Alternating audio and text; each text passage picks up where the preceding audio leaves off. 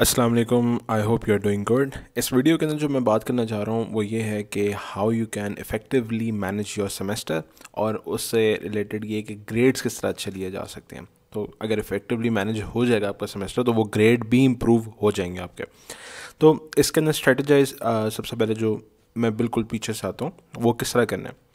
Number one, आपने अपनी university की ऑफिशियल वेबसाइट पर जाना है और हर यूनिवर्सिटी की जो जो डिग्री वो ऑफ़र करें उसका एक रोड मैप होता है कि हाँ क्या सेमेस्टर किस सेमेस्टर के अंदर क्या क्या वो ऑफ़र करें। For example in my case which is computer science, मुझे पता है अपनी यूनिवर्सिटी की जो रोड मैप है कि किस सेमेस्टर में क्या उन्होंने हमें ऑफ़र करना है। तो आपको जब ये पता चल गया कि आपके फॉर एग्जांपल अगर मैं 5th सेमेस्टर के अंदर हूँ तो मेरा नेक्स्ट सेमेस्टर 6th होगा, तो मुझे पता चल जाएगा कि 6th सेमेस्टर में मुझे क्या क्या यूनिवर्सिटी के जो कोर्सेज़ हैं वो पढ़ने हैं। तो अब मुझे पता चल गया कि कौन कौन से यूनिवर्सिटी के कोर्सेज हमने पढ़ने हैं। अब इसको इफ़ेक्टिवली मैनेज कैसा करेंगे अपने नेक्स्ट सेमेस्टर को, तो इसके लिए स्ट्रेटेजाइज करने के लिए हमें उस सेमेस्टर की जो है सेमेस्टर ब्रेक के अंदर आना पड़ेगा। फॉर एग्जांपल मेरा 5th सेमेस्टर है वो ख़त्म हो रहा है, अब नेक्स्ट सेमेस्टर 6th सेमेस्टर है, तो इनके दरमियान जो टाइम मुझे मिल रहा है जो सेमेस्टर ब्रेक कहलाती है which last somewhere from 10 days all the way up to 16 to 18 days dependent upon the case. सही है। अब ये जो 10 से 16-18 दिन हैं इनको स्ट्रेटजाइज करना बहुत ज़रूरी है, क्योंकि आपके जो नेक्स्ट सेमेस्टर है अगर आप फॉर एग्जांपल 5 to 6 सब्जेक्ट्स अगर आप पढ़ रहे हैं इन योर नेक्स्ट सेमेस्टर, तो आप के अगर नए नए कॉन्सेप्ट्स उन तमाम सब्जेक्ट्स में फॉर एग्जांपल 2 या 3 सब्जेक्ट्स में अगर आप नए नए कॉन्सेप्ट्स पढ़ रहे हैं और आपके पास एक स्टडी लोड भी है 5 से 6 कोर्सेज़ का, और ये उन लोगों के लिए बहुत अहम, ये जो टिप मैं बताने लगूँ वो जो बर्न आउट हो जाते हैं सेमेस्टर के अंदर के पढ़ पढ़ के, उनके लिए भी ये बहुत फ़ायदेमंद होगी। तो आप नए नए कॉन्सेप्ट्स पढ़ें and you are also studying really really hard कि मेरे ग्रेड अच्छे आ जाएं इस सेमेस्टर के अंदर, सो माई GPA कुछ बेहतर हो जाए। तो होता क्या है कि आपको यूटिलाइज़ करना है अपना जो सेमेस्टर ब्रेक है, और वो किस तरह करना है वो मैं 2 टिप्स देने लगा हूँ इसके अंदर। सबसे पहले आपको पता है कि आपके नेक्स्ट सेमेस्टर के सब्जेक्ट कौन से, अब आपने क्या करना है इनकी कोर्स आउटलाइन, यानी अब जो सब्जेक्ट के जो टॉपिक्स हैं कि उसमें क्या क्या पढ़ाया जाएगा उसकी कोर्स आउटलाइन आपको पता होना ज़रूरी है। For example in my case if it's linear algebra, मैं क्या करूँगा, मैं अपने जो इमीडिएट सीनियर्स हैं 1 to 2 सेमेस्टर जो मुझसे सीनियर हैं उनके पास मैं जाऊँगा। if they have any I would ask them if you have any course outlines available या content कोई पड़ा हुआ है आपके पास, और अगर उनके पास होगा तो मैं उनसे कॉपी कर लूँगा किसी भी फॉर्मेट में, सॉफ्ट कॉपी या हार्ड कॉपी जो भी है वो मैं करवा लूँगा। ये चीज़ हो गई।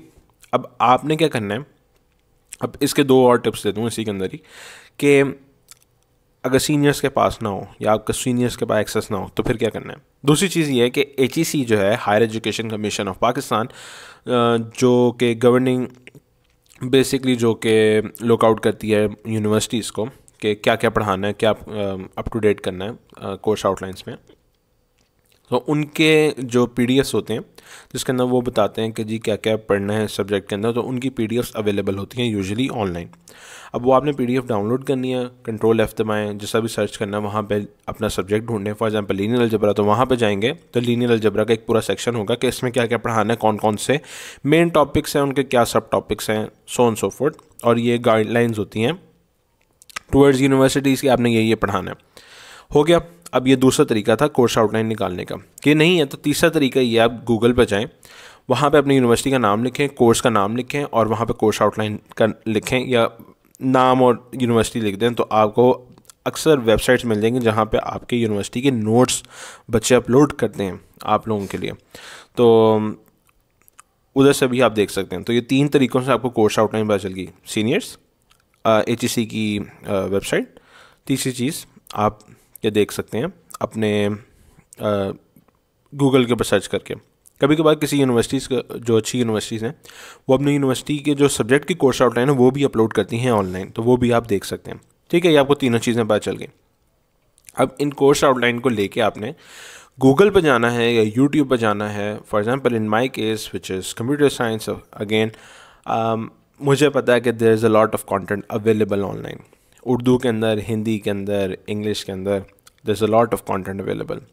तो मैं क्या करूँगा या आप क्या करेंगे, जो भी सब्जेक्ट है आपका, if it's specially if it's related to engineering या कोई इस किस्म की, आप वहाँ पर जाएंगे, उस कोर्स का नाम लिखेंगे और सर्च करेंगे उसको, तो उसकी प्लेलिस्ट आ जाएंगी, उनके कोर्सेज आ जाएंगे, उसके वीडियोस आ जाएंगी। अब आप एक तरीका तो ये है कि आप प्लेलिस्ट के अंदर जाएं, अगर आपको प्लेलिस्ट मिली है, कोई वीडियोस की प्लेलिस्ट होती है, तो वहाँ पर जाएं और अपनी कोर्स आउटलाइन और उसे टैली कर लें कि ये सब्जेक्ट यहाँ, ये टॉपिक इस प्लेलिस्ट में है, और उस प्लेलिस्ट अगर मेजॉरिटी आपके टॉपिक्स कवर हो रहे हैं देन सेव दैट प्लेलिस्ट। अब बहुत फ़ायदा होगा। अब ये आपने एक तरीका कर लिया।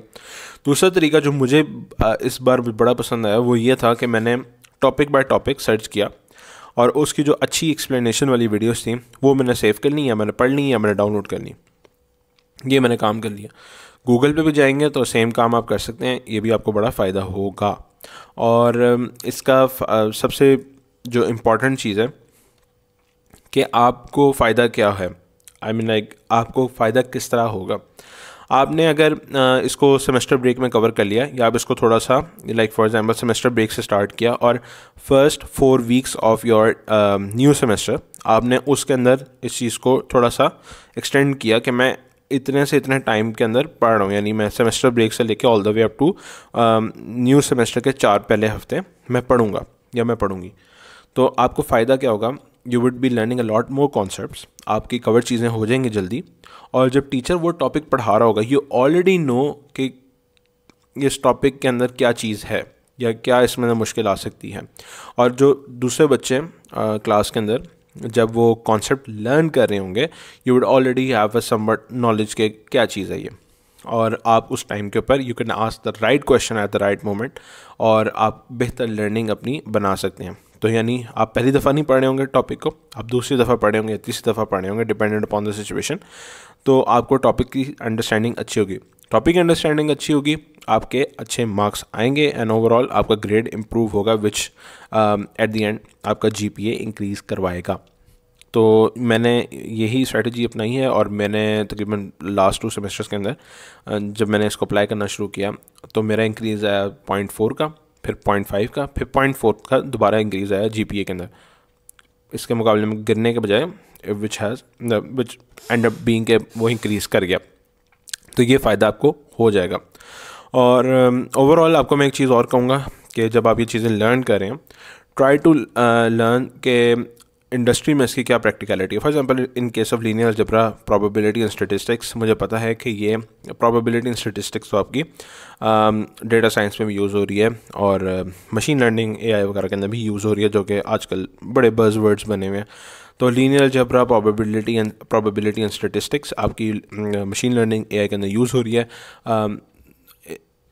इन this manner you can have somewhat of a knowledge कि आप जो पढ़ रहे हैं उसकी क्या ट्रिजेक्ट्री है, किस तरफ आप जा सकते हैं, और आप उसके अंदर मोटिवेशन आपको मिलती है, and you can learn a lot more concepts in this manner, और इंशाल्लाह आपको फ़ायदा ज़रूर होगा। Hopefully see you in the next one. Till then, अल्लाह हाफ़िज़।